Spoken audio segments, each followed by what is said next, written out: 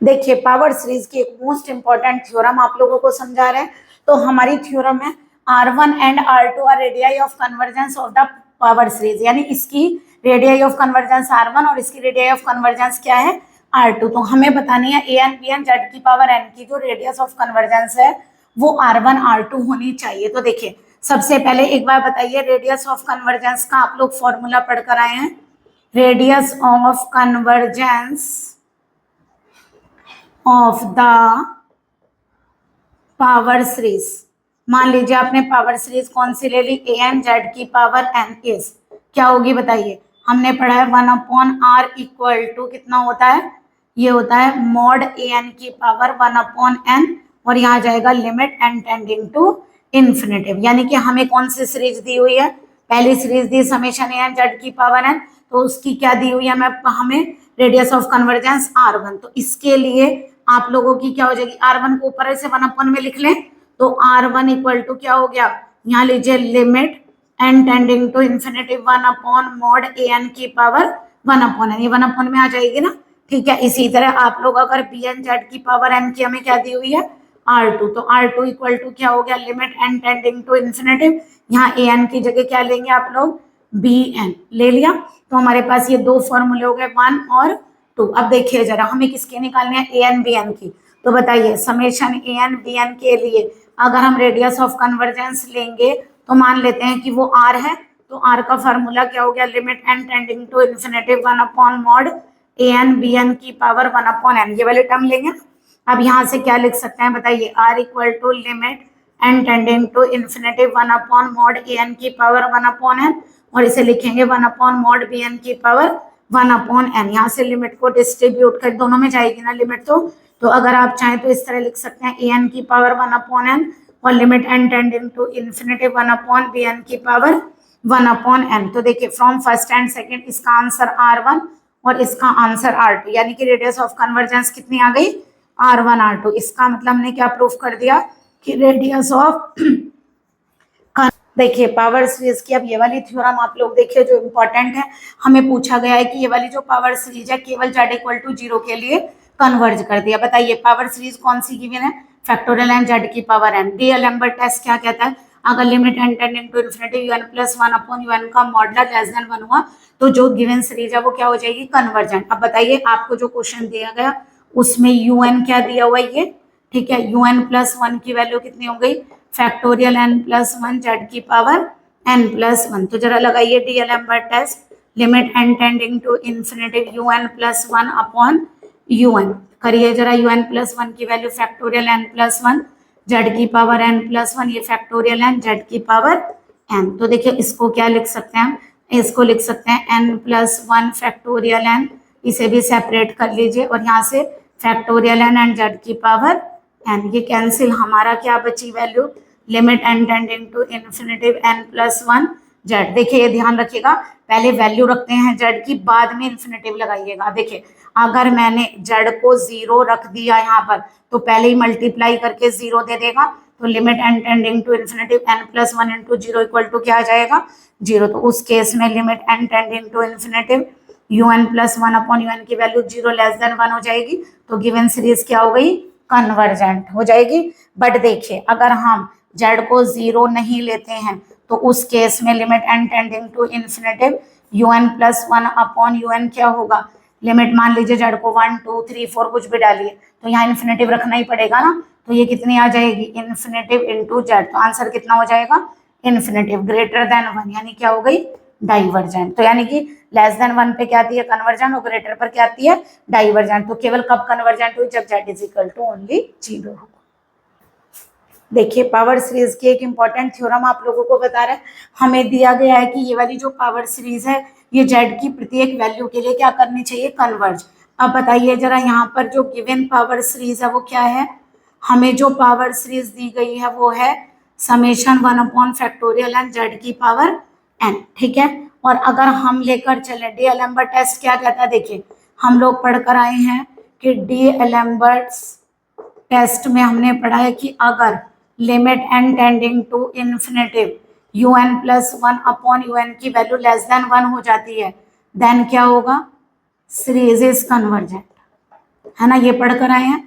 तो एक बार बताइए इसमें un क्या है, हियर जो आप लोगों की सीरीज है उसमें un क्या दिया हुआ है, z की power n upon factorial n, un से un प्लस 1 बनाइए, यानी कि n के प्लेस पर क्या लिखेंगे, n प्लस 1। तो देखिए डीएलएम टेस्ट लगा रहे हैं, limit n tending to infinity un plus 1 हो गया ये, और अगर हम इसको अपॉन में लिखेंगे तो क्या वैल्यू आएगी, फैक्टोरियल n अपॉन z की पावर n, यानी कि ये क्या निकल रहा है आप लोगों का, ये है limit n tending to infinitive un plus 1 upon un, इसकी वैल्यू हम निकाल रहे हैं। ठीक है, इसी की वैल्यू तो निकाल रहे हैं हम un प्लस 1 अपॉन un की। ओके, क्लियर हो गया। अब देखिए कितनी आ गई, limit n tending to infinitive z की पावर n इंटू z लिख लें, ये फैक्टोरियल n, ये हो गया n plus 1 factorial n, factorial तो ओपन करना आता है, ये कैंसिल, ये भी कैंसिल, तो यहाँ से आंसर क्या आएगा, जो बच रहा है अभी तो आ गई ये वैल्यू, n को जरा इन्फिनिटिव रखिए।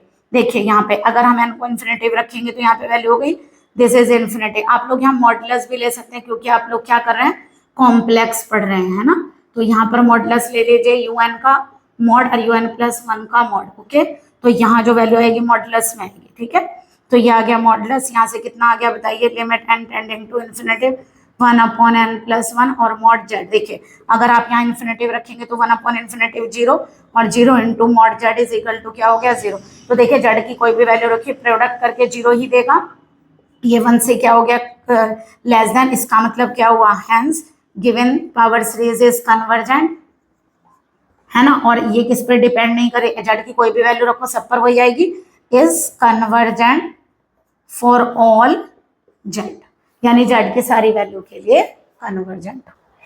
पावर सीरीज की मोस्ट इंपॉर्टेंट थ्योरम आप लोगों को समझा रहे हैं, हमें दिया गया है ये वाली जो पावर सीरीज है ये किससे आई है, इसके डिफरेंशिएशन से ये पावर सीरीज आई है, करिए n z की पावर माइनस 1, ठीक है, has the same radius of convergence as the original series, दोनों की रेडियस ऑफ कन्वर्जेंस सेम है। तो सबसे पहले हम ले लेते हैं let radius of convergence of